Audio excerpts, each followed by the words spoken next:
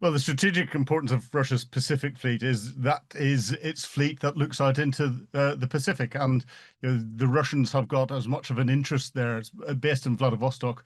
The Russians have got as much of an interest there as they have in the North Atlantic, and it is one of the few fleets that is not actively engaged in supporting the conflict in Ukraine or the expansion of NATO. So it's got more freedom to operate.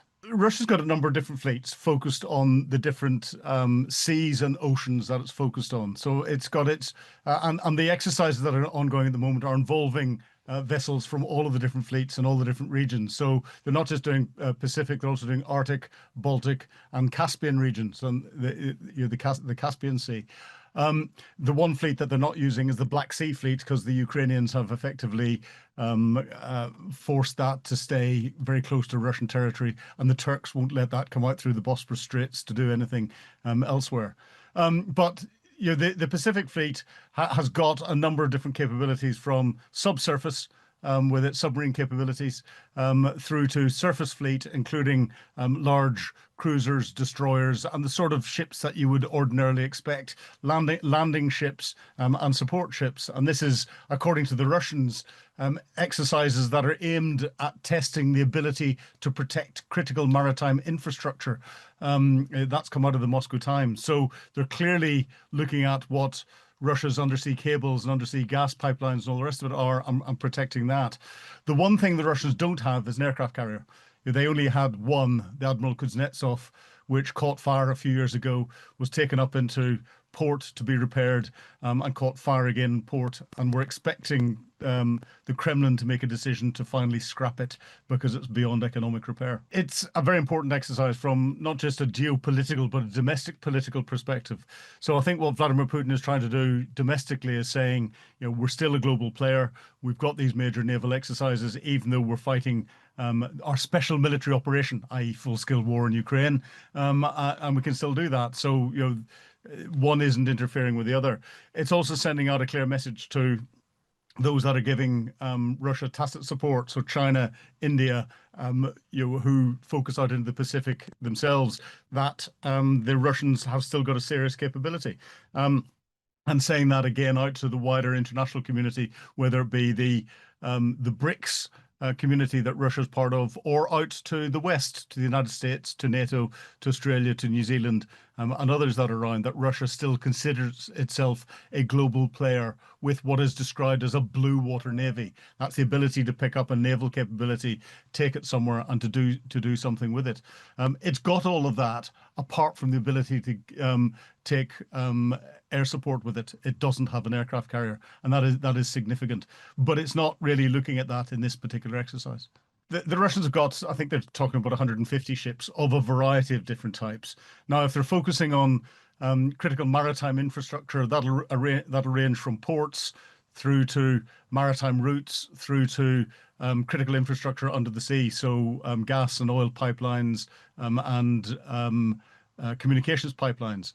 So a lot of this will be focused around surveying the different areas, providing defensive plans to keep shipping routes open, potentially mine sweeping, surveying critical undersea infrastructure to ensure that they can deal with any particular threat that there may be to it, having identified it first of all.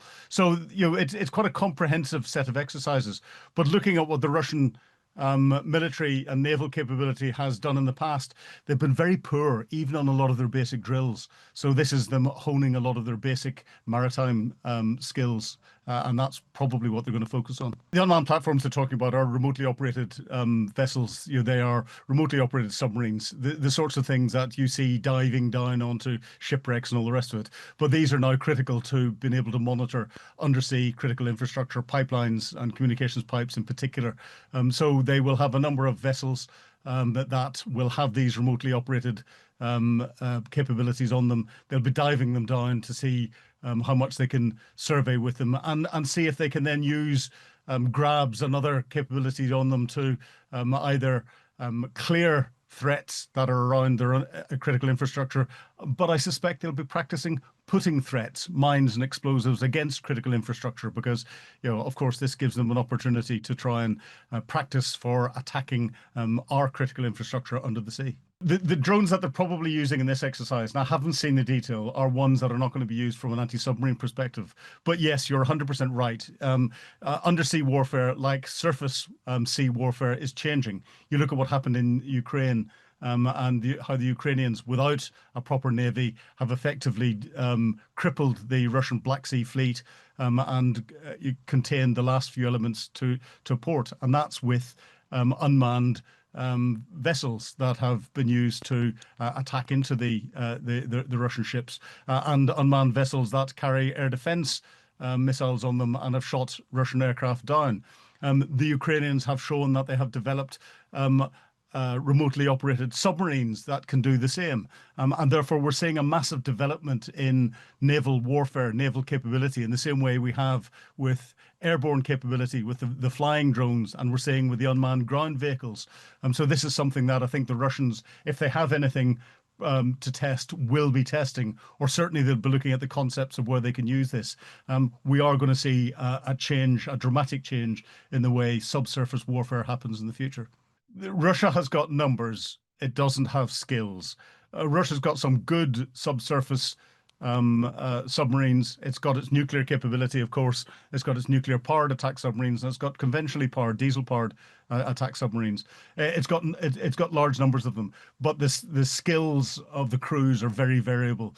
And looking at the way the crews have reacted in a war zone where you'd expect the best crews to be put there in the Black Sea, they're not up to high standard. NATO navies are of a much higher standard, and you can operate together both on surface and subsurface in a much better way, as is being demonstrated by the carrier strike group led by HMS Prince of Wales. That's down in the Pacific region in Southeast Asia at the moment, exercising off Australia. It has got ships and submarines from multiple countries supporting that deployment. Submarine warfare is critical to the rising global tensions we're seeing at the moment. And the AUKUS agreement, bringing together Australia, the United States and the UK in building the next class of nuclear-powered but conventionally weaponed attack submarines, is critical. Australia decided not to go for diesel-powered submarines because they wanted the additional range. The Russian fleet is one particular threat, but the biggest threat that people are focusing on is the Chinese threat.